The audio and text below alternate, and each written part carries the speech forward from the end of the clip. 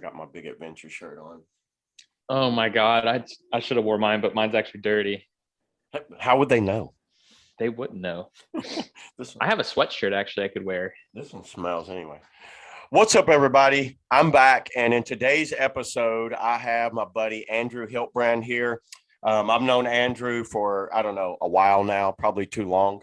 But I just wanted to bring Andrew on, and he's been distributing the Ophion paddles. So I wanted to bring him on and kind of like talk a little paddle action and just maybe some green race action and just whatever else happens. What's up, buddy? How's it going, Andrew? Nothing much, Wade. Thanks for having me on for your show. I'm excited to answer some questions you may have and maybe go back in some memories that maybe I don't want to encounter. Yeah, well, it's always fun. I'm going to start today out with the River Rat. The River Rat. This is a Ooh. brewery out of South Carolina. So yeah, I'm working on a beer sponsor. So Oh, you're working on a beer sponsor. Okay, I got mine. Ooh, in the green race koozie, Atomic Pageantry from Bramari. It's local to Asheville. So of course, if you live in Asheville, you only buy beer in Asheville. So cheers. cheers to you. I go through Asheville, so I always buy some beer in Asheville. So it has to be a high wire. True. Robber Yowza Wowza, street name. You got to get that dude on, huh? He'll let you know ins and outs of everything. Oh, even better. I need somebody to talk more than me. I started losing my voice. I talked so fucking much over the past few days. My voice started going out. So I need to get somebody like him on that will just not shut up. I can just Yeah, he'll do it for you. All right. Well, we'll get him on. Yowza Wowza, if you're out there, buddy, give me a shout. For all you guys listening, Andrew had brought in some kayak paddles from the great country of Slovenia. It's over there in Eastern Europe. Yeah, what did I say last time? I don't know. One of them damn Vania countries. There's like 30 of them that are all. You could technically drive to like 30 countries in a day and speak 30 different languages over there. Yeah, you know, absolutely, 100%. On a little moped, carrying all your Ophion paddles, cruising through like 30 countries in like 2 hours. Driving up beside a tank. But yeah, tell us a little bit about the Ophion paddles. Which one are you using? Which one's your favorite right now? I know my favorite. They're all my favorite. My favorite is the Shurkin. It's kind of like a foam core blend. It's not like a true foam core, if you will, like the Shogun or Stikine or Double Diamond, if you will. It's just kind of has like more of the center of the blade has foam on it, but it's kind of wrapped in carbon. So it's become my favorite paddle, especially the blade design. It's got a really big vertical spoon for those nice vertical strokes if you really want your power. But yeah, I've been using that one for almost a year now, and it's holding up strong, all carbon. But yeah, that one's been my go-to. What was that one I had on the Akoi that day in that carbon 12R? That was the Katana All-Star. That was the Katana, the big blade. Yeah. Dude, I like that one. 760 square centimeters of surface area. It's massive. That's like they're pretty much their true creaking, river running type paddle blade design, if you will. So pretty much what everyone likes paddling wise around here is like they like the power of the sweep stroke and the vertical stroke. So the Katana large blade is probably the best option. That's similar to like, what would you compare that to? The Powerhouse? It's really close to the Powerhouse. Yeah. So they actually have a foam core in the blade. It's not air core. Right. It's not air core, but their newest blade that they just came out with a couple months ago, the Enduro, that one is shaped more like a hybrid blade for like endurance paddling, river running, kind of all around. Is that colored blade, like it's in yellow or something? So it's one of the colored blades with carbon reinforcement in the center using an AirX foam core. But that one, I think I've only had like 2 of them come in the States, and so far everybody that has them loves them. So I can't really hate it if it sells, Yeah, and so you have them there. So I am the U.S. sales and distributor. If you check out the website, you'll find me in my info there. So that's another. How many distribute them in the U.S.? What's that? How many people in the United States? If I include myself, it's 20. So within 7 months, I've gotten 20 paddles out the door. No, how many? Well, that's pretty good. That's a lot of paddles, actually. I've been seeing them pop up on like videos and stuff. How many other people are distributing them in the U.S.? Just personally me, but Endless River Adventures actually is our first dealer in the U.S. to carry Ophion. Right now, we're actually working with Big Adventures, aka Liquid Logic Kayaks, if you're not familiar. They're actually also looking to place an order. Never as heard of well. them. Never heard of them. Anyway, So they're we'll get looking to on place that an in a order minute. this fall. So it's really exciting that, we're creating this movement to get, paddles to everyone out there. I don't know if you know, Warner had some production issues. I don't know if it's more kind of like lockdown related, but then because I think Big Adventures used to be a distributor of Warner, but it was a really difficult to get them in. So we placed our preseason order for this year in September of last year and received like a third of the order. And that was just like recreational paddles. It wasn't even whitewater. They sent zero whitewater. Wow. See, and you're not the first one. And you're not the first one to tell me that. I talked to like retailers and they're like, "Oh, dude, we're not getting any Warner paddles." It's crazy because Warner's so damn good. They've been around since the Ice Age. I think a caveman was whacking down trees with probably an old Warner powerhouse. But it's like for whatever reason, they've just fell off. And it seems like they're not really like recovering. I don't know. I can tell you, I was at the NOC a few weeks ago doing the Cascades, and I stopped by the NOC, and they had a bunch of Warner in stock. I don't know if this is true either, but I think Warner's kind of playing favorites. So they're going to take care of, obviously NRS. They're going to take care of NOC. They're going to take care of probably Appomattox, CKS, kind of their biggest whitewater players. But for other smaller businesses, they might be looking for an alternative. So that's where I was like, dude, I need to do something. Like people break their shit all the time. Yeah. And it's like people go through paddles like once a year, maybe even sooner. So it's like, got to get them something. And it's not like, it's funny that, Werner, like they're still making paddles, but it's like nobody's really getting new ones. Or they're just hard to find. Like even our buyer was like, hey, we're probably not even going to get our Werner order this fall or for next spring. So, I mean, it's like, that's for everyone. So it's kind of up in the air. It's like, all right, well, who's actually going to get paddles in now? Because they just told us that they might not be able to commit to this fall or next spring. And that's a shame because like you used the Adachi and Shogun, right? You had two premier blades, and I've used pretty much all of them too. And I really like the Adachi. It's such a good blade. And the Shogun is just like the most durable all around best blade, given that you might've broke maybe a few of them, but I think 3. Well, that's more than a few, but 3 Shoguns, I think 1 Adachi. I would relate the Shoguns more to paddling style than manufacturing era, from what I've heard. There's probably not. Still, I don't know. From what I heard, there's probably still one floating around the green somewhere. That one's probably still there. I know exactly where it is too. Tell everybody right now, where's this Shogun at? So maybe someone will find it. If you really want to find the Shogun at this point, it's yours. It's actually on the River Left Cave of Triple Drop, I think it's Triple Drop. It's below Sunshine in the run out, doing some dumb stuff. It's kind of like that turtleback move where you can either boof off the right hand side or kind of ride down the little slide rock. There's a little cave on that left hand side that I was messing with, splatting and and what it is. So for everybody, what he's talking about, there's a premier splat rock right above that. Is one of the last where everybody splats and plays around. I didn't know. I actually never knew the name of that. You're saying it's like triple drop. I think it's called triple drop because there's a drop on the right. There's a drop on the right. There's a drop in the center, and then there's one you could do on the far left. You can do like a free wheel off of it. Yeah, you're saying ledge. How did it happen? Was you sliding off the rock? There's a nice little like micro like eddy in there that recircs into the pour over, if you will. And so on a Saturday, I was like, oh hell yeah, just like splat up against it, turn, and then keep doing it again. I was like, all right, I'm tired. Then on Sunday, I got a little bit dicier and just like went up onto it, oververt, and right in the cave. And I was like, all right, well, I'm grabbing my dry bag. What were you paddling? Party brat. Party brat. Okay. Yeah. Little flat back end on it. Yeah. grabbed my dry bag because I had my phone and maybe my keys. I don't remember, but definitely my phone. And I was like, I'm going to hold on my boat too because it knows the way out. And so I just kind of grabbed it, floated out, and the paddle is still in there. So it's not going to move. It's kind of held in there. So if you want to go swimming. Have you tried to go up there while the water was off? Yes, twice. And the water was actually on.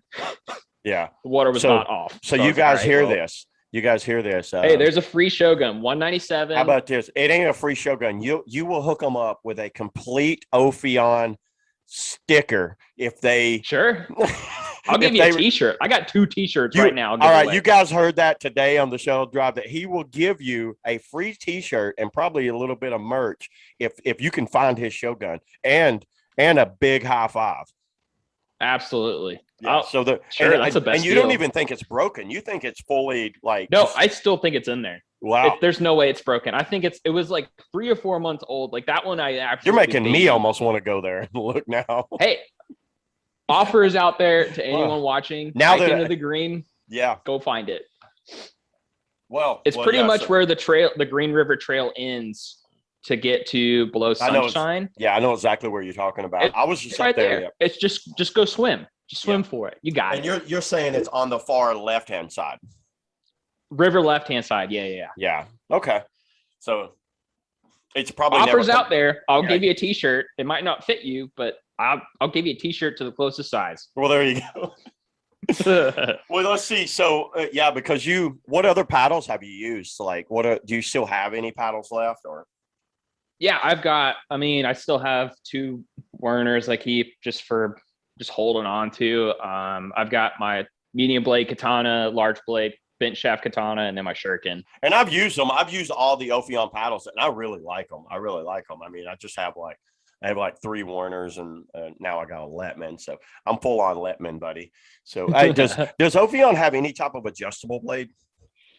They do have an adjustable shaft. It's not on the bent shaft models, unfortunately, but it is like the bent shaft models are heavily reinforced in the center. But the adjustable split system, I think it's either for like a 194 to 20, like it's in 10 center increments. So it's 194, 204, 197, 207, and I think like 200 to 210. I think. What's interesting is when I put them together here, the offsets are already adjusted. So like when I put them together, the offsets are marked. They're not actually set at 0. Yeah, because you control the when he says put them together, because as far as shipping and all that, it's a lot easier to ship the blades and the shaft.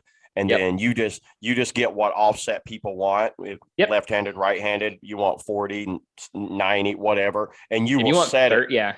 Is the good thing about what this partnership that we have going on is that I don't have to pay an import tax because it's not a finished product.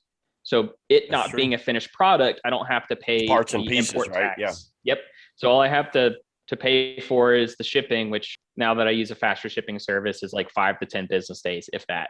Yeah. Well, dude, that's awesome. That's awesome. And like I said, I'm starting to see more and more of them come around. And I remember me and you talking about this, and definitely, I mean, like you said, people are breaking their shit all the time. And I've met people that would buy a $150 worn out powerhouse with a blade about this big if they could find it. So that you could have something. Yeah. Imagine if you're like a paddler and you only have one paddle and then it breaks and you're like, you go and they were sold out everywhere. It was impossible to buy. Now it's a little better. I think everything's got a little better. I'm seeing other paddles that coming out. I don't know if you've seen the hardcore paddles. Have you seen those guys? I've seen one guy have. I got to use one. Yeah. I remember you saying that. I think I saw you on Chio that day when you borrowed it. But I saw it and I was like, man, that's really interesting. But I don't personally, I like bigger blades. It is a small blade. It's round. I'm really keen. Yeah. It reminds me. You know what it reminds me of? Is like what's those those like squirt boat style paddles? Oh, it's very small like that, but it's very smooth and round. And it seems like people are going, every time I see a wood paddle, I've never seen a really good wood paddle. And there's a kayaker there in Asheville, John Keller, Stout Paddles. Have you seen any of his stuff? He's the first one. He's the first one to actually do like an offset top blade on a wooden paddle, like an Odachi. Oh, really? Like a forward blade design? Yeah. I've never seen that in wooden paddle. Have you? Huh. No. I mean, I'm not saying it's not out there. Somebody leave in the comments, because every time I say that, somebody always like, dude, they were making those in 1974 in the Inuit and they were using them. Okay, whatever. But I mean, in an actual production, I've never seen a blade forward design and what he's put up. If you guys get a chance, go over to Stout Paddles. He's there in Asheville, and I've paddled with John a few times, and he seems like he's pretty good with woodworking. I mean, obviously his production would not be probably meet the demand if they really took off. Could you imagine that if all of a sudden he got 500 ordered, he'd be like, oh my God. And plus having a job. Like, I can't do this. Yeah. But yeah, it's like every monthly order that I place, I get them within 4 to 6 weeks, if that, like I had one of my April order just kind of disappeared and wherever, Europe, I guess, from the you can't office. control that. I was like, guys, this is out of my hands, but you know what? They're remaking the order and they're going to ship it through FedEx and we're going to get it here, in 6 business days. And sure enough, like it showed up in actually 5. And I was like, dude, thank you.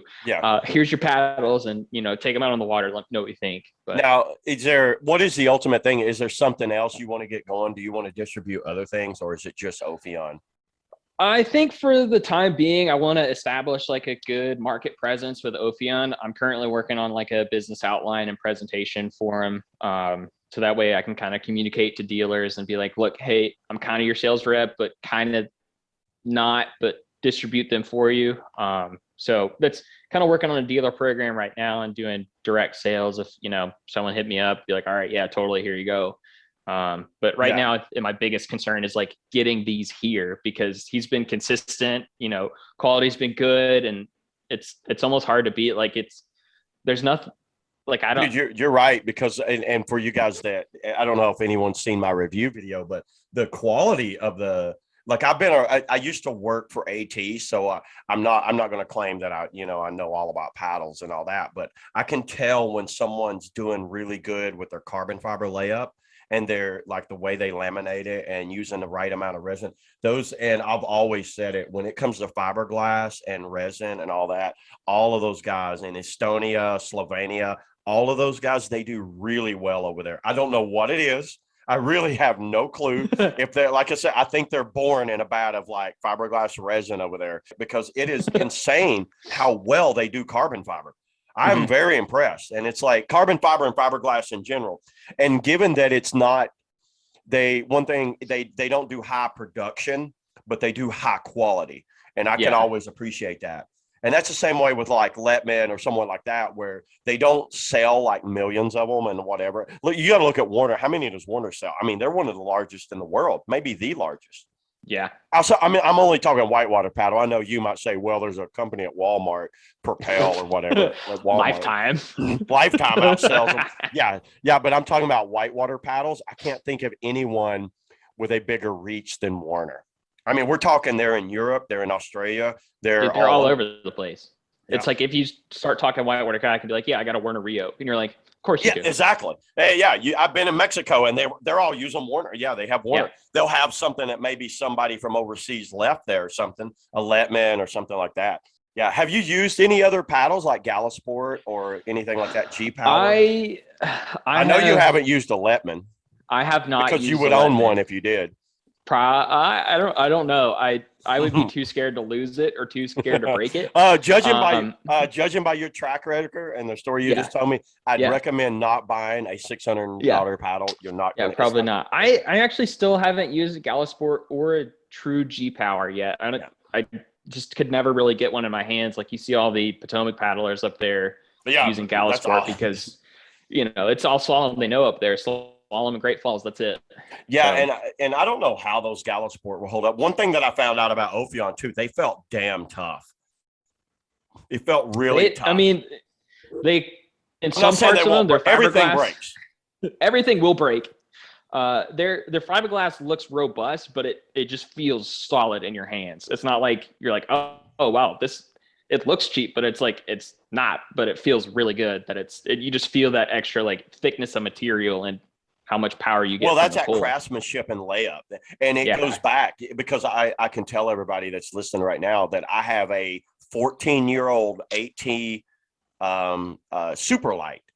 And Yep. this was when AT was manufactured in, I think Oregon, Hood River, maybe. They were manufactured in Oregon, and those guys really controlled their manufacturing. They were probably smoking a lot of dope, and their focus was so fine-tuned on every fiber being right that it's like, I believe it, because and it shows in the quality and craftsmanship. Now, obviously, a lot of the ATs went to a different manufacturer, and it changed. But when you get like one guy working overtime doing one paddle, and they turn out, that's why you get that high quality like that. That's how I felt about Ophion when I used it. I was like, wow, these are very well made. They're very well and he produces a lot of them. I mean, he's got a pretty strong following in Europe, if you will, because it's like Werner's really expensive over there for them, so like they kind of need an alternative, and they're there to fulfill it. And so like now that we're dealing with this supply chain issue on Werner's end, it's like, all right, well, we need someone to fill in this gap that we've created. Is it not shocking on how many paddle manufacturers are in? It's kind of shocking. I think it's mind-boggling, isn't it? Four on top of my head. I mean, that's just the ones. That's just like the premier ones we know. Yeah. You got to look at like Letman, Ophion, Select. Yep. Robson.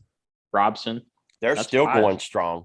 And those are the ones that kind of pop in my head. I'm sure there's probably 30 more that like are circulating around out there.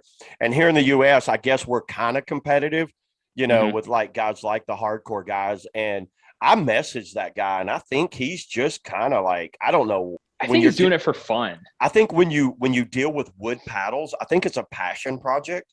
Yeah. And you don't want 40 or 50 orders, because you'll never be able to meet the demand. And because you're going to have to like tell people, oh, I can't get you that paddle to 2025. Could you imagine placing an order and they say, you're looking at 2025? I'd be like, yeah. Dude, that's like boats too. It's like, oh yeah, like you want your boat, you want to pre-order it. Oh yeah, you ordered it in January. It's August now, almost September. Well, you say boats, but the good thing is Liquid Logic doesn't have that problem, because no one's buying their boats, and that's a good problem to have. Hey, whoa!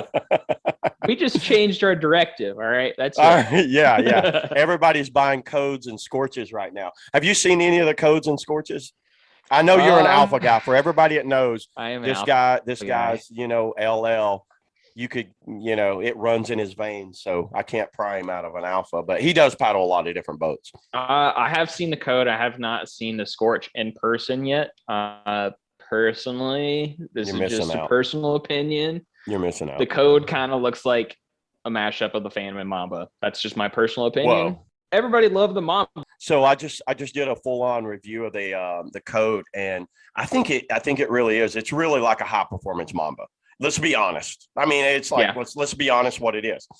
And I have had some experience in an alpha. I had an alpha for a while. I mean, I know you bitched about it. How long are you going to keep that demo?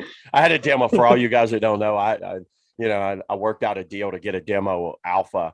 First, I tried the 90, and the 90 was just massive. They are really two different boats. And here's the problem. The size of that alpha the 90 doesn't translate as well as the 75, because I was able to load the tail of the 75 and use it similar to the half slice, which I think what Pat originally wanted with that boat. Yeah, the fourth version of the prototype that I had of the small, it had kind of like a longer Brap slender stern, but it kind of had the volume right behind the cockpit, and that thing was just like, it was fast. It was probably the fastest boat I'd ever paddled, but it was like, dude, we can't have this on the stern. Like it's just like a better Brap with volume. Like we can't do this. We got to have something. It was with basically a swelled up Brap all the way through. Yeah, that actually had chines or soft edges. Oh my God, you can't say that with Liquid Logic. I know. I can't say chines because it's like a soft edge. It's like this. It's what did Pat really say? Like how many? Strong edge. He said Pat said to. I think he said it somewhere. He's like, you ever seen a fish with edges? Have you ever seen a fish with edges? I've only seen a sailfish that has a fin. I'm sure there's a lot of edges on fish somewhere out there. Probably. No, but I get the design, and I tell you what, I think the Alpha is one of the most underrated boats out there, and I paddled the Alpha a lot. Especially and you're right. The 75. Like everyone boats. Exactly. I agree with you. It's the 75 is one of the most underrated boats. because I was able at like 180, which I'm a little heavy on it. And I think anyone up to about 210, 220. I'd say like easily 200. Yeah, could it's easily gonna paddle feel that boat, good. and they would be able to utilize that tail more. Yeah, and I just love the bow rocker on how that thing got up there. Obviously, I just got kind of spoiled by edges, and it does have like a soft chine. Yeah, Yeah, like it's got a soft chine kind of high on it, right? What kind of you got a 75 and a party brap, right? Those are your two go-tos. two go-tos. That's it. That's pretty much all I need. I mean, I have a stinger still, but let's be real. It's just kind of collecting dust and dirt. Well, it won't. Hey, so on the Stinger, are you racing any this year? I don't know. That's a good question. I don't really feel like race. Yeah. I don't feel like racing. I kind of want to enjoy my falls again because every fall season I get stressed out about race season. It's stressful as fuck. I never get to like enjoy the Russell Fork in a short boat, or enjoy. Now that you mentioned that, I don't think I can't even remember. Yeah. When was the last time I had a short boat on the Russell Fork? Every time I'm going up there, I'm in a longboat, which is still race mode. I get it. It's fun. And I think last year, Andrew, for all of you guys, right below El Horrendo, there's a good little ender hole. It was like a little secret ender hole. And Andrew was like, no, I'm telling you, dude, we can take longboats vertical there. And I was like, no way. And there's a spot right below El Hydraulic. I think it's El Horrendo. And then there's that play hole they call El Hydraulic. And then it's the next kind of flare. You can flare off the rock on the right, or a lot of people just run it in the center. There's a pocket. There's a pocket for all of you guys. And I'm sure the locals know about this. There's the pocket right there. You can go and plug a longboat. And I mean, we were getting massive enders, like popping all the way up and like going over on our head. They were going so big. It's just one that I tried it. But that's the only thing a longboat was fun out there. Yeah. You're other like, than that, we're just this racing thing. Yeah. Other than that, we're just pointing downstream. I'm like, oh, okay, all right. Yeah, I agree with you, man. It's like I do like the Russell Fork race, and I know you've raced it a few times. Yeah, and like, when was your last green race? Wasn't that the one where I think you got hurt in one of them, didn't you? No, I don't want to open any sore. I don't want to put any salt in any wounds here. No, that was years ago now. So my first race was 2014. Oh, you did 19. 18, 19. I thought you did Grand Canyon in 19, yeah. No, I only did it in 16, but I think 18 and 19 were my best times, even though they're not. Yeah. Yeah, and I think, and then 2020 was pretty much locked down. So, obviously, John Grace is not going to stop the green race. He will have the green race, even if he has to put up shields. Yeah, he's not going to stop the green race even in 2020. All right, so you don't think you'll race again this year? I don't think I will, only because it's like I'm definitely not in shape to race right now. Like, I should have started in April, but that's when we were still high lockdown, whatever going on. And because of boofers, man, honestly, that's one of my biggest hate rapids. I just hate boofers because you can't run the right side anymore. It's like the entry of it is like kind of like Frankenstein, but a lot tighter, and you have to do like almost like 100-degree turn. Like, it's not in a longboat. See, I haven't had a longboat. Yeah, and for people that are listening, they're like, I was on boofers last week and I ran it, and then you find out he ran it like in a a Mamba or a Nomad or something. I'm like, okay, that's like 8.5 feet. Yeah, we're working with like 12.5. When you're working with like a Vanguard or a Stinger, you better make sure you don't get pinned on that right rock. You're right. You have to turn now and then wing it all the way over. The last time I was out there, I've been running that center. I agree with you. I don't like center boofers. I'm not a fan of it. It feels weird to do fast. It almost feels like you kind of have to slow down above it in order to get control of the entry. Because it's like if you do hit that kind of boof to turn, you're not guaranteed to actually like kind of spread over it. You're just like, all right, well, am I just going to ramp up and go vert, or I've done that. I know exactly what you're talking about. I've done it. I've done it in alpha, and it's terrifying, absolutely terrifying. Because I tried to because all of that's just like a tree over there. It's sieved out, and if you went like in the gap in the center, but I'm saying that rock that you're talking about splatting. Sometimes you can boof off of that rock, but then at one time I went completely vert and almost fell off and went around that That's rock. right. And Yeah, I don't know yeah, if you've yeah. looked in there. There's a tree still lodged in there, and it Hmm. just looks sieved out. I don't know how somebody hasn't got stuck there yet. Haven't got Ah, completely fucked up in there. I forgot about that. Yeah, Everything good. else is fine. Everything else is fine. It's just that one little rapid called Boo for Consequence. I'm just Yeah, not and not a fan of. I'd actually thought about. I was like, you know what? If I'm gonna race this year, I might do short boat the whole time. I might pull like because it's Just something we paddle all the time, just and pull it a Nick takes. Troutman, dude. Only paddle short boat. Yeah, yeah. That I I don't know. You know, Nick Troutman's okay with like his manhood, but I don't know if I could just do a short boat, it would almost be embarrassing in a way. I think even if I won the short boat, I would just like not even accept Not it. even admit it. Yeah, just not I even would go up accept there. that as a failure, unless I beat like Dane or something in short boat. There It you would be a go. failure, which he's going to win short boat anyway. But Absolutely. He'll do 3 laps and still beat you on the third one. hand paddling Oh, without hand C1. paddles, just paddles. C1 Yeah, C1. Oh, geez, with a that's right. stick. Yeah, I remember they used to do that. I don't know if they allow you to do like 3 or 4 classes. They used to do like some people would do like C1 or hand paddles and Yep. then short boat and long. K1. Yeah. That's a lot of hiking if you think about it. I mean, yeah, but paddle those boats out. Yeah, well, usually What nobody realizes that there's a run out below the narrows, by the way. a lot of people forget about that. Yeah, there is a long run out below the narrows. Ugh. And then especially after you've had about 16 beers and then you're towing a boat. That has happened to me before. I've had a good race. I partied, and then I was like, oh shit, I gotta tow I forgot about I this. gotta tow a Phantom out of here. And then I'm looking at everybody's watch, like, hey, you want to paddle a Phantom? They're like, I don't have any gear on me, dude. I'm like, oh man. You're like, damn it. I'm really starting to think maybe I could just leave it in here and hike in here later. What else? What else have you got going on? Anything good? You have a YouTube channel. Do you ever upload to it? I hardly ever upload to that thing, man. I had this great ambition, and He started out strong, guys. He started out strong. I had great ambitions for the YouTube channel, but I just kind of like focused on the Instagram and yeah, just kind of stuck with Instagram, and then connected my Facebook account. well, it's easy because Instagram pictures are easy. Let's be honest. Yeah, pictures are easy. Pictures are easy because you can fake them and look really cool. Like you could come Absolutely, off a drop. duh. You can come off a drop, Just like and then you swam at the bottom. Yeah, because if we were on video, you have that picture. You got the picture of just styling off a drop or a big free wheel, and it's like, can we see how you landed? It's like, no, oh yeah, I swam at the bottom. No, it's like when you run a waterfall and it's like they swim at the bottom. It's like, does that really count? It's like, I don't know. Does the picture look good? Yes, it does. All right, right at the lip. Yep. Right at the lip, you're doing the paddle throw. It doesn't matter if you just like go over vert or not. It's just like at the lip. You went out to Colorado not too long, a couple of years ago, right? 2019. 2019. Yeah. Yeah. I think I was out there. Was that that year? Yep. You were. Yeah, there. we did Gore Canyon.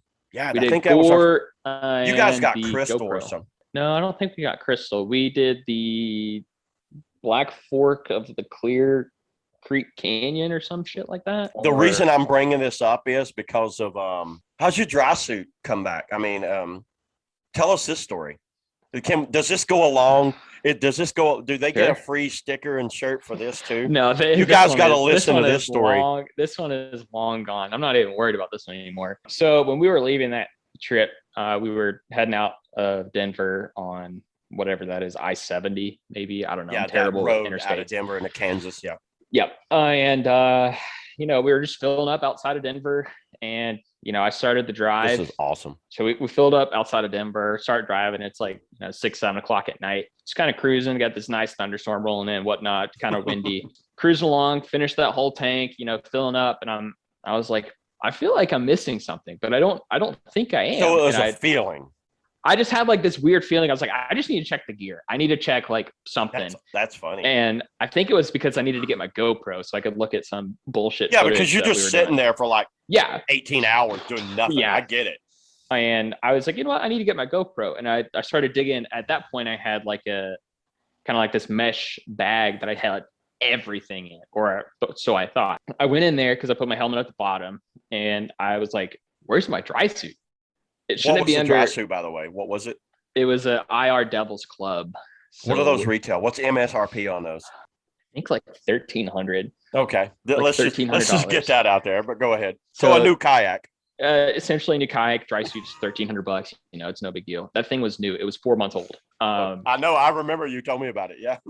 And I was like, dude, no way is my dry suit not in here. And sure enough, thankfully it was just my dry suit, not like my union suit and like under thermals and all that sort helmet. Yeah. Everything. like 9 yards. But yeah, so along I-70 between Denver and Kansas City, there was IR Devils Club dry suit kind of floating along the interstate. I'm guessing you had the cool color, solid jet black. I had solid black, my guy. Yeah. It looked fresh. It looked clean.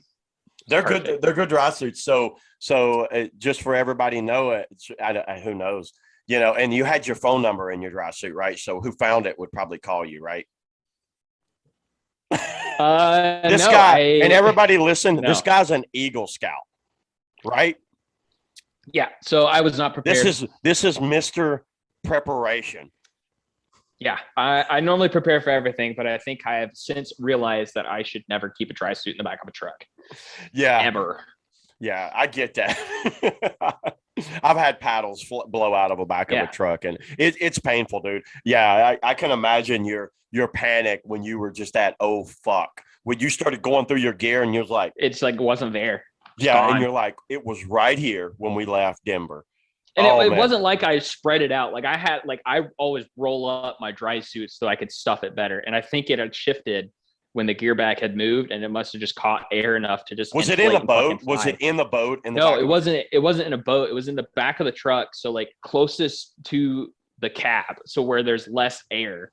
And it just must have shifted to. So people that are listening, one thing that paddlers do, I mean, I'm guilty of this too. When we're in the back of a truck, we'll lay the kayaks up kind of like, in a row, and then where the cab comes over, there's less air. So we'll just cram gear down. Now, let's say us more responsible people, we get like a carabiner and we go through everything. Like there's hooks through everything, but a dry suit, there's nowhere to really hook. I guess unless you could try clip the belt. You could try to go through that's right. It's got a, you could try to go through something because the odds of everything blowing out is almost slim to none. But one little item, like he said, a union suit, a shoe, a sock or something. But a dry suit might be the worst thing to ever, especially a brand new one. I've got like a 3-year-old, 7-figure dry suit that if it blew out, I would not be happy. But it wouldn't be like what happened to you when you came back and you told me, you was like, dude, my dry suit blew out somewhere on I-70. I was like, oh. Yeah, because I had got it like in January. So, I mean, I literally only had it for like 4 months. And I was like, all right, well, time to buy another one. So what I do, I roll up my dry suit, and right inside where the where the Velcro comes over, if you roll it up, I put in big numbers my phone number. So I write my phone number with a black Sharpie marker, because if a paddler finds it, they would post it on like, Gear Swap. They'd post it everywhere, but that's not who's going to find your dry suit. No, the Kansas Road City crew or something is who's got your dry suit right now. A little kid somewhere is like, wow, look at what my dad gave me. Look at my spacesuit, Dad. Yeah, exactly. They have not a clue what it is, or who knows where it went. Devil's Club. What does this mean? Yeah, but if you would have had like a Sharpie marker, like a silver Sharpie marker, you could have had your phone number in there, and then who knows? You was just some old lady would have called you. Yeah, I have since learned that mistake, and I now have a bin I put everything in. Exactly. Yeah, exactly. So a bin with a lid and lock it down, and you put stuff on top of it, and it's not going anywhere. Yeah. So I've since learned my lesson. Yeah, absolutely. It was very expensive, just like losing paddles. Once again, you would get a free Ophion T-shirt. That's right. At that point, I'd almost give a free Ophion used paddle for a brand new dry suit. Maybe. Yeah, if it was still all legit, all the gaskets were still good. Yeah, if everything was there and it looked fucking brand new, I'd be like, all right, well, take a paddle of your choice. I don't even care. Yeah, at that point, that would be a good trade-off. But you since purchased another one, right? Yeah. Or you got a dry top. I have both. Yeah. I've got a dry top. So a lot of people listen. What I do, I have a shorty. So I don't have dry tops anymore. I go straight from shorties to dry suit. because I found myself, if it's cold enough for a dry top, I can probably wear a dry suit anyway and just lower my layers. I have like thin layers. I won't use like my union suit. I'd use like more like this material, more like dry fit material. If it's kind of like that in between, and if it's still kind of warm, I'll just wear my Coca-Tac, like, because it's Coca-Tac Gore-Tex shorty top. So I go from shorty to dry suit. I don't have a lot of paddlers will go like shorty, dry, because you probably have all three, right? I do. Yeah. What do you have? I don't like really use the shorty anymore. I should probably sell it. I mean, I just use a dry suit. What do you got, a nano? Yeah. Yeah, I figured so. Yeah. It's okay. The nano's hey, okay. man, brand loyalty here. Like, that's true. He's definitely they got me by the hands. All right. Color coordinated, brand loyalty, and all that. Well, I would like to talk to you a little bit about the Bonafide pedal drive, the P127. I don't know how much you know about it. I know. I think I know enough. You know more than, I would say, 100% of the pro anglers out there about the Bonafide P127 from the manufacturing side. You might not have used it as much as them, but from the manufacturing side, you definitely know. How's that boat coming along? What do you think about it so far? And for you guys, that I'm just going to give everybody a little backstory on this. And Bonafide was purchased by Big Adventures, and it was relocated to Fletcher, North Carolina, where Native, Hurricane, and Liquid Logic are. So Bonafide is now molded in the same building as Native, Liquid Logic, and Hurricane's out in Warsaw. Yep. But the Bonafide brand is still going very strong, and it's kind of like competed with Native over the years. And Andrew's well versed on all the brands, so I just want to get his opinion of the Bonafide P127. So it's kind of like, say this to all the Bonafide people out there. It wasn't going to be realistic for us to kind of create this modified drop-in system for your 107 or 127. Let's get that out of the way. We can't make that modified system. It put too much torque right there where the dry pod goes. But the P127 is meant for the avid 127 lovers to have that option of the pedal drive. Granted, they are two different hull designs, but they are very similar. It does have a lot of storage space in the stern. I think almost as much, if not a little bit more than the 127. 127 paddle edition has a little bit wider of a foot platform for you to stand. But that makes sense, right? Because now you had to make that whole open console. You had to make that open well to drop a pedal drive in. And I looked at it, and it's like that long. My lights went off. Yeah, he doesn't pay his bill, by the way. I don't pay my bills. I wonder if you have one of those clap-ons. I do have smart lights. I got smart lights. I seen you pick up your cool phone. How about this, guys? He's got damn Google Assistant turning his lights on and all that. He can do it from his house. But back on the Bonafide, and I've looked at the final version that they had that Hans and Shane was working on, and I just kind of looked through it. Yeah, we've got the mold. I mean, it looks good. It's in-house. Yeah, so when are these shipping? Are they shipping now? No, we have not molded them yet. So I think our plan is to kind of like finalize all of the smaller components, the thermoform plastics, all of the poured plastics, and make sure we have all the materials in-house first. Yep. But we plan to be assembling them in probably mid-September to October. And then realistically, they're not going to be shipping until 2022. I'm putting that out there. That makes sense. Yeah. It's just how it's going to work. Let me explain something to everyone that's listening. And Big Adventures makes almost everything in-house. They have their own injected molded. They have their own thermoforming. They have their own sewing department. They have their own rotomolding department. I mean, it's one of the few manufacturers that I can think of off my head that does everything. Obviously they order parts and pieces. It could come from anywhere, and but it's one of the few manufacturers, and that was one thing that Bonafide kind of pride themselves on with the partnership with Yak Attack, because it was Yak Attack Bonafide, was there was nothing really outsourced. When I say outsourced, I mean from overseas or something like that, right? And that's one thing that when people need to understand, it's like, oh, why is this taking so long? Well, you could order like a big batch of it from China or, wherever, and maybe get it, maybe not at this point. Hell, that's a big risk to order anything from China. But it's like the good thing about Bonafide Native, Liquid Logic, is everything's made in house. They have a great sewing department that can just knock it out. And I think a lot of that sewing department was a lot from Astral, right? Yeah. So a lot of, I would say probably like 90% of them are the Astral founding sewn members, if you will, when they used to be made in Asheville. And the machinery and the sewing machines. Yeah. The sewing machines as well. We bought those whenever they decided to go, overseas. Yeah. Because Astral was 100% made there in Mills River, right? No, it's still Asheville. It's Asheville. Yeah. Yep. I was thinking that was Mills River, but Astral had a factory, an actual factory where they made everything. It's still the same building that they're in now. The they Riverside just Drive. Shipped in though. They changed it all to like warehouse spacing, which makes sense. But yeah, so everything's kind of done in house. Even the propel units, like we've been trying to get. I think our biggest holdup right now was like getting propel parts, but I think we've now found a good sustainable source. That way we can get them consistently now, because that was holding us up a little bit. Yeah, because there's a room where all the propels are actually put together. So obviously, you're not casting machine parts there. I mean, let's be realistic. It's not a casting. It's not got some lady back there like throwing sand in an oven. Sand with molten aluminum. But all the parts come in and they're manufactured all right there, and the quality checked and everything. So that way, that quality is like top notch because the propel drives are really good. To me, it's one of the best. To me, it's one of the best pedal. And I watched, I follow social media, like especially during like iCast and all that. And I've seen a lot of people like giving Bonafide shit on just dropping native parts in there and all this. And it's like, dude, I don't think a lot of these people realize how hard it is to design a new pedal drive. Absolutely. I mean, if you look at like the Hobie system, it's like that is an engineering feat. I'm not.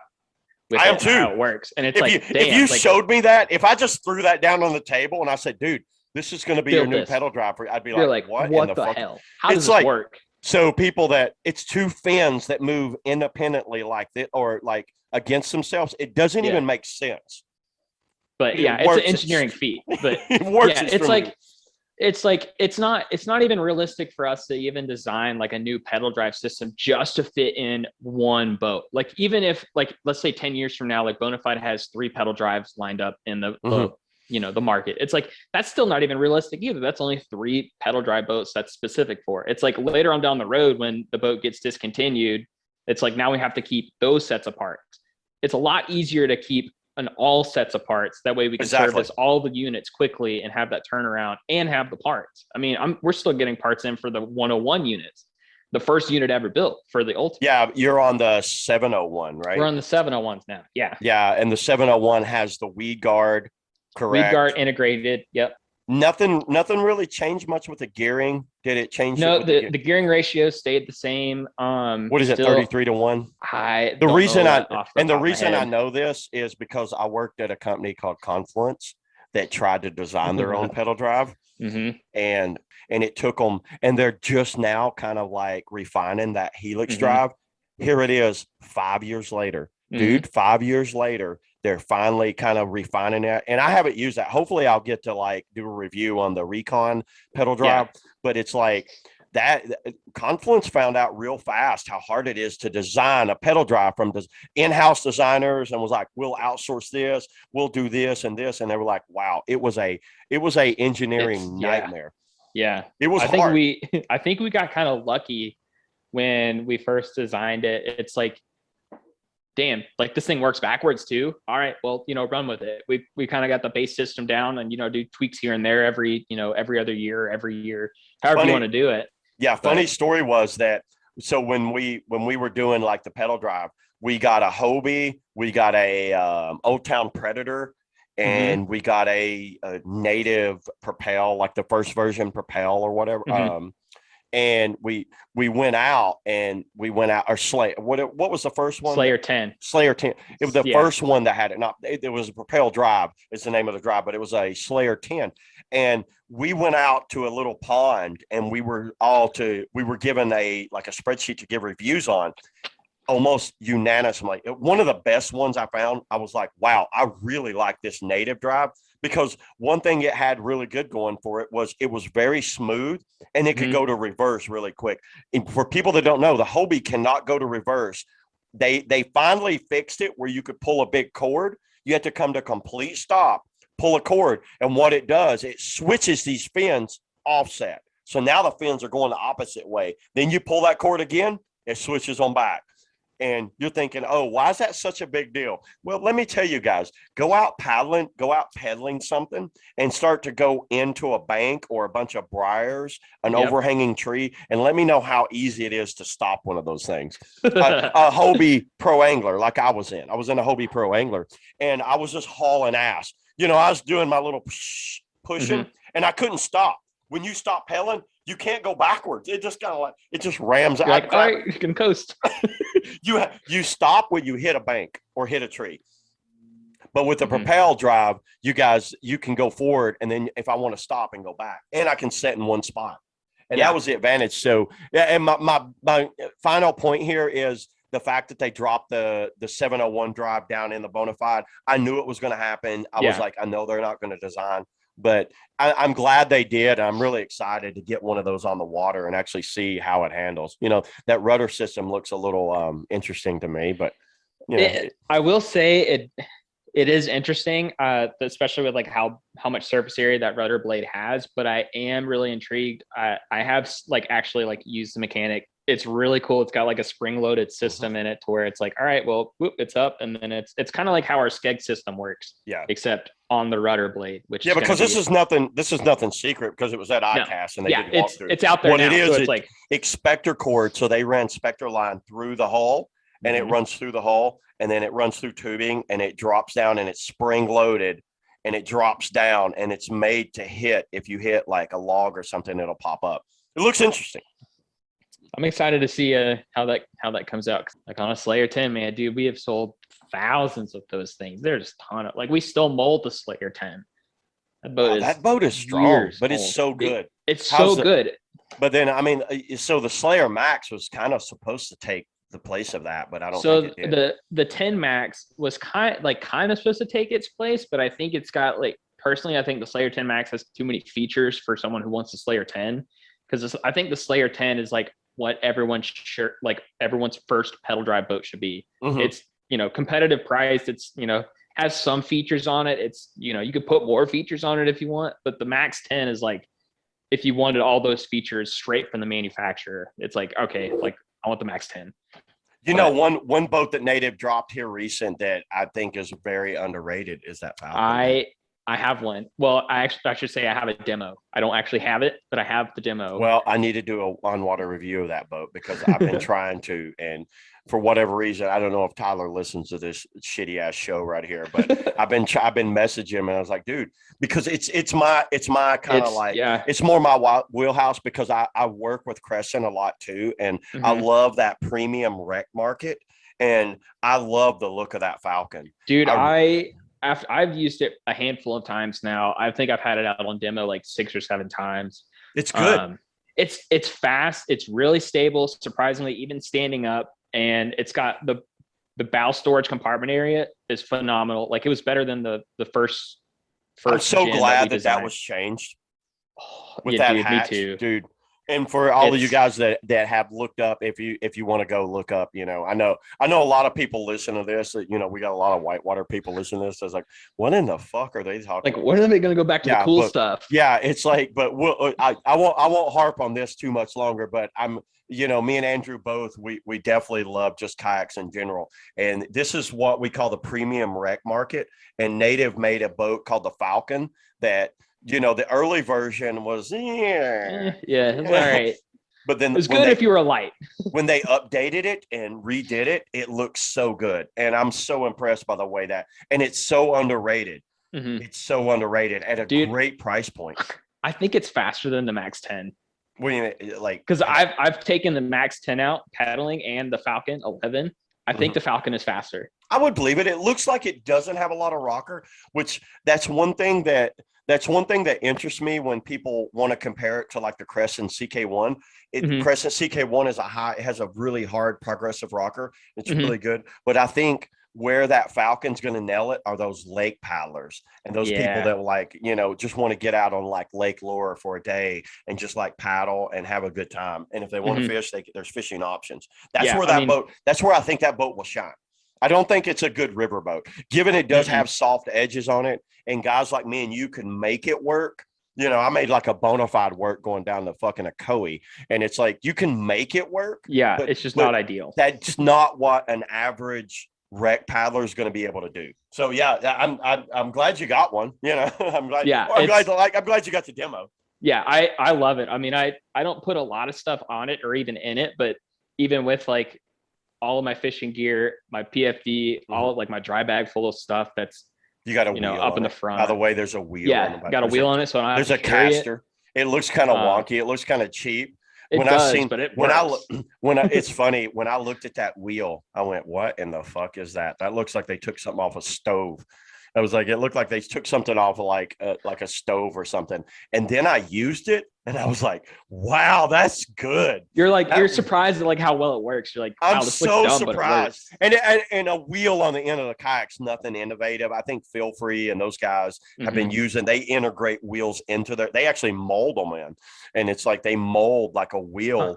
They mold a shape that a wheel gets a pin put in it. Yep. And it works extremely well. And when I used that Falcon wheel, I was like, wow, dude, that really works well. And the good thing is it goes into brass inserts, so you can take it off and just not use it at all. Yeah. If you think it looks dumb, because there is a skid plate on it. There is a skid plate on it as well. So that's also nice if you don't feel like running your wheel, which I'm saying leave the wheel on there.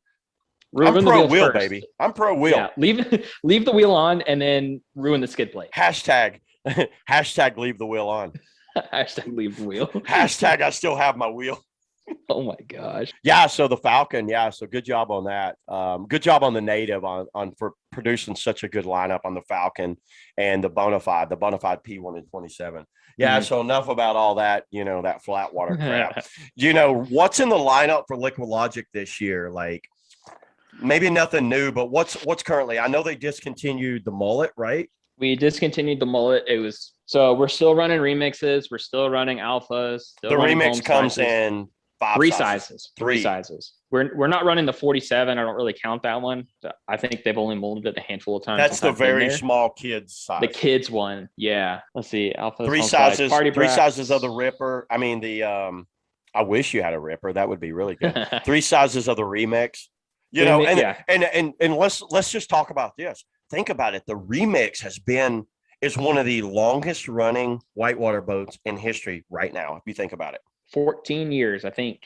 So Dagger's not making the RPM. So let's scratch that. Yep. So who else is making a 14-year-old design?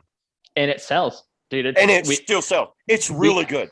Can't keep it in store. Dealers can't keep them in stock. I mean, when we delivered our handful of remixes to ERA, they were gone in 24 hours. Is that not crazy when you that shows you, like, with a design, if you can knock it out of the park and really do a really good design, like the Nomad 8.5 ran like something like 11 years. If you can nail a design like the remix, and that's a little fact that nobody really knows. And I knew that, and you knew that the remix, I'm like, dude, that boat has been around forever. Dude, I had 3 of them. I owned 3 separate remixes, and it's just like, all right, well, I love this boat, but I really need something with a rocker. That's the only thing that I didn't like about it, is like you really had to be smart about bow placement and using your boat to carve. It's got that old school rocker, and it's like that old school, very like long water line, and the rocker kicks like right at the end. It's like that. It does have rocker, but it's just a little bit at the tip. Yeah. Just the tip, baby's all your rocker. But it's like, if you really wanted to like learn how to paddle and like use your edging and like using your stern to load, that boat sidewall, will let's not teach say you. Edging. Oh, yeah, sure. Sidewall. I mean, stern loading, if you will. Yeah. Will teach you how to paddle that boat and really teach you how to paddle. without It's a being classic. That thing's a classic. And what a lot of people, it's run some big drops. I think Evan Garcia used to paddle, like EG. He used to paddle for Liquid Logic, and he ran some insane drops. And he really liked the boat because of the lack of rocker. Yep. The lack of rocker is what helps coming off those big, huge drops. It doesn't want to transition so fast. All these high rocker boats that everybody are talking about, I guarantee you won't see a lot of these on big, huge drops. They're not as safe on those vertical drops. They're good at boofing the shit out of everything. Yeah. But high rockered boats are not really good for running big, massive waterfalls because when they go under, they want to transition so fast. And that's why the Nomad was so good too. The Nomad 8.5. It just kind of had like that bull nose to it, so it just kind of like when it hit, it just kind of pierced the water away from you. Same thing with the Hefe series. Hefe Grande was the best one out of the series, and it's like, man, if you're running waterfalls, you're either running the Nomad or you're running the Hefe. Yeah, like it was no questions asked. There was nothing else close to it in that time frame. Well, I think that's and the Delta was kind of supposed to be a Hefe kind of replacement. Yeah, it was, but I wouldn't say a replacement. I would say like more like a generate, like an update, any evolution of the Hefe, in my opinion. Yeah, no, I can see it. I totally see it. I loved mine when I had it, but I don't think that's where the market was. Like, it was a great design. It was good for low volume stuff. It was good to push you out of stuff. Great waterfall boat, by the way. Very soft on the edges. Very soft on the edges. Turbo pockets. Soft edges. Let's talk about the turbo pockets. Turbo pockets launched me out of Silencio when I took it to Mexico. Yeah. But it's just not what the market was doing. And it kind of hurt the Delta. I think if it would have came out when the Nomad came out, I think it would have been a really good competitor. I do too. I think the offset of the Alpha, if the Alpha would have came out at the time the Delta Alpha would be one of the top boats right now, in my opinion. It was like where the Alpha fell. I think it was just late to the game, and that's why not a lot. But you've got people that just love the Alpha. They just can't get enough of it. Yeah. So back to what we were talking about. You got the remixes come in 3 sizes. Yep. What else? What else is Alpha 7590, home slice, and party brap. We're not really running the brap anymore. Brap's done, thank God. I mean, it's like if you're gonna buy a brap, you might as well buy the party brap. And it's like, I don't think we should offer the brap anymore. I never did. Personally, I never did. I say get a remix. If you're on that side, get a remix. Yeah, you might as well. In my opinion. Also the XP series, if you will, 9 and 10. So what he's talking about is the remix XP, and those things have been around since forever. Dude, we can't keep those in stock either. Like Grand Canyon top boats. They're called overnighter. Those are called crossovers. I think that's the crossover market. You got Dagger's got the Katana series. Jackson has the Traverse, and Piranha has the Fusions, right? Yeah. Wave Sport did one called the Ethos. Yeah, but that's not available anymore, which it actually might be because there's somebody apparently going to be distributing Wave Sport now. Did you hear about this? I might have heard something, but I don't. Hellbenders Outdoors is getting a container of Wave Sports in. Why would they do that though? I'm guessing somebody just doesn't like money. And they just like going in the hole. For everyone that doesn't know, containers are extremely expensive. We're talking a complete container, and you know what? Like 5 figures. Yeah. Well, that's the whole container. I mean, this is going to be Phoenix, Recons, Mobius. Yeah. For an outfitter, that is not easy money. I don't know where this money's coming from, but he's located right there in, what is it, Silva? Or was it Franklin or Silva? I think it's Silva. Right there, closer to Natahela. I've never heard of him. He's a fishing outfit. He's a fly fishing outdoors. It's called Hellbenders Outdoors. And he posted that he's getting a whole container of Wave Sport. remember seeing that. Yep. I do remember seeing that. But I want to get an on water of that damn Phoenix. Yeah, I think it looks so bad. It looks so bad. It hurts. When Tad and Aaron, was it Aaron Man that used to have one? I had one. It was called the Whip. That's right. And y'all every one of y'all like squashed the stern because you said the stern Tad sucked. loved the boat. He wanted it to be flat. Tad wanted a boat like kind of like the Scorch. That's why he likes the Scorch so much. He loves that. But he's a C1er at the time, and he liked using that tail to turn. And I don't think there's a problem with someone really good like wants a boat, but you got to think of the overall market. Like you were talking about, like the first version of the Alpha. You have to think about the masses. You can't say, "Oh, we like it." Yeah. And we're able to use a tail and lift it and load it and turn it. But the average consumer is like, whoa, this tail sucks. And that's like, and me and you are like, no, dude, use that to stern turn. I can almost stern turn an Alpha 75. And I'm like, no, use it for that. Yeah. So it was a boat that Waysport tried called the Whip. And it eventually evolved into, so I was working at Confluence at the time. We loaded everything and we sent it to a company called Gabo that's in the UK, and they're molding all of those molds. That makes sense. Recon, Mobius, Diesel, and Phoenix. It eventually evolved into the Phoenix. And oh God, I looked at some pictures of it, but I'm dying to give it a paddle. I just love those goofy looking boats. Yeah, it's like you got to get it like a feel for it and like be like, all right, well, here it is. Like this is what you wanted. Yeah. Diesels after that, handful of Recons, handful of Mobiuses, and call it a done deal.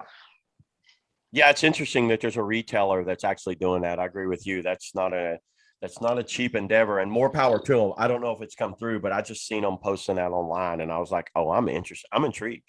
I'm intrigued to try out that diesel. Actually, all three. Honestly, I've paddled the Diesel, the Recon, and the Mobius. I've paddled them, and they're just okay. They're just I kind of had that feeling too when I paddled when the Recon first came out. I paddled an 80, and I was like, dude, this is 83. 83. Yeah, I was like, 83 and 93. Massive. Yeah. And what was the smaller? There was a smaller one. I think there was like a 79, but it never 79 sold. It never sold, but man, for like someone my size is like 5'5", 5'4". Perfect. It was perfect. It was just heavy as shit though. It was like almost 70 pounds. Yeah. And you don't actually paddle the home slice because of the size. Because of the size, dude. That's it. It's like, man, I love the outfitting. I love the feel of it because I got to test it. It's like prelim stages, but dude, it's basically a session plus. No, it's bigger than a session plus, dude. I've paddled a session plus. Like it's the home slice, like knee area volume is just way too big for me. It's like massive. It's just huge. Because you have a session. I had a session. You just don't paddle slicey boat enough to keep it, right? Yeah. Yeah. I mean, I was like, you know what? If someone else really wants this, I'll sell it to them. That's how I felt. I had like 3 Super Egos at one point. And you're like, okay, here you go. Yeah, you get to that. I know exactly what you're talking to. You're like, if someone else really wants this, a couple $100, $300, it's in really good shape. I paid like $150 for it and outfitted it better. I'm like, dude, it's yours. Go ahead. It's yours. And I know I'm sure my Super Egos are living on because I wasn't paddling them. I would only paddle them just here and there. So I think it was the same way with you. I'd see you out in that session just every now and then. I think last time I had it out was like 2019. Yeah. And then I was like, all right, done. Yeah, it's weird, ain't it? But when you got it, you're like, oh, this is so fun. This is awesome. I'm gonna paddle this every day. Next week, I'm gonna have slice again. I'm like, yeah, okay. All right. I'm done. That's why it's like home size or not home size. The Party Brap and Alpha is like, that's the perfect 1-2 punch. I mean, technically, it's kind of like the Rewinded Phantom. If someone had a Rewinded Phantom, or if someone had an Antics and Nirvana, every manufacturer, Ripper and Scorch and 9R or Scorch, it's kind of like every manufacturer has followed that trend. And so I kind of see that. That's the 1-2 punch. Well, man, I don't know what else we can talk about. I think that's pretty much it. That's your little preview show. Yeah, so the premiere. My preview. For you guys who don't know, I just released the Dagger Codes medium on water review. So you guys want to see my Dagger Codes, go out and check that out. But yeah, Andrew, man, I'm going to let you go. I think that's anything else you want to talk about? Anything you got on your mind? Not really. Just if you're looking to buy a paddle, either hit me up on Instagram, Facebook, or email. I'm sure we can get that in the description below. Or if you go to the Ophion Paddles website, I'm under the US dealers and my email is there as well. So, you'll find a way to contact me. I'm here. Yeah, and But I've done a couple reviews on the Ophion, and go to the Ophion website and you can kind of see all their product line. It's pretty damn good. I can tell you, mhm. guys, I'm not bullshitting you on that. I mean, there's, those Ophion, I don't even own one. I tried to get him to give me one. Then he had this stupid idea like, well, sell 5 and you get one. I was like, get the fuck out of here. And so it's like, I'm like, okay, because I have so many paddles, I didn't really need one, but I really like the paddle a lot. And if I was gonna buy another paddle, I'd probably buy, personally, I'd buy another Warner, but Of I can't course, buy a but Warner. you can't But I get would. one. An Ophion is a damn good paddle, and so if you guys want, you can easily check Andrew out. Yeah, he tried YouTube, but he failed. So then I failed. Yeah. he quit YouTube. So I this channel, I want to try to push more YouTubers out here and try to, because I love the YouTube content and I love it. He does have one. It's Andrew Hiltbrand YouTube. If you just do Andrew Hiltbrand kayak, he'll probably come up, Yeah, and we'll you see could it. watch his videos from like, I don't know, 3 years 2015. ago. Paddling a Delta V probably. But yeah, man, hey, thanks a lot for coming on, Andrew. I appreciate it. And if you guys, this will probably be on YouTube first, but it will be on iTunes and Spotify. So if you guys go over there and check the Shuttle Drive, you can check these podcasts out. So I want to keep this going. But yeah, thanks a lot, Andrew. Definitely like to have you back on, and maybe we can Yeah, thanks bullshit for about having some me, more dude. stuff. All right, man. Totally will. We'll All talk right. fishing kayaks, we'll talk whitewater kayaks, whatever you Oh want. yeah, we got to do some more fishing stuff to piss everybody off. All right, man. It was nice talking to you. See you, Andrew. All right.